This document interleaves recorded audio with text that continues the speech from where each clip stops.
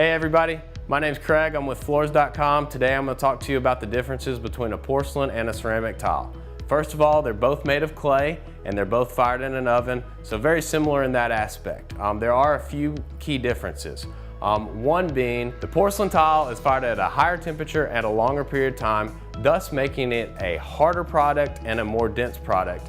Best suited for a floor application, for heavy residential, light commercial usage, all the way up to heavy commercial usage.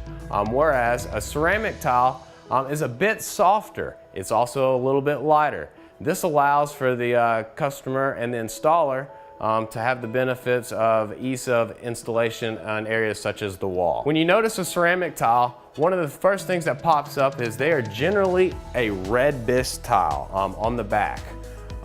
When this is hanging, has no effect. If you were to receive a chip on your tile, it will be more obviously shown. Whereas with the porcelain tile, you have a similar color bisque of your tile as the front. If you do receive a chip in your tile, it'll be a lot less noticeable.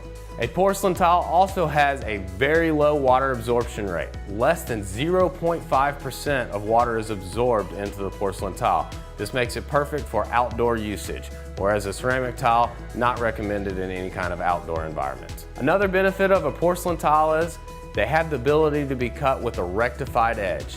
This means that the edge of the tile has been filed and finished so that each tile has a precise and consistent finish, so that the size of the product, it will allow some smaller grout lines, which is very popular in these days applications. With a rectified tile, you can install anywhere from 1/16 to 1/8 inch grout line. Thank you for your time listening to my explanation of the differences between a ceramic and a porcelain tile.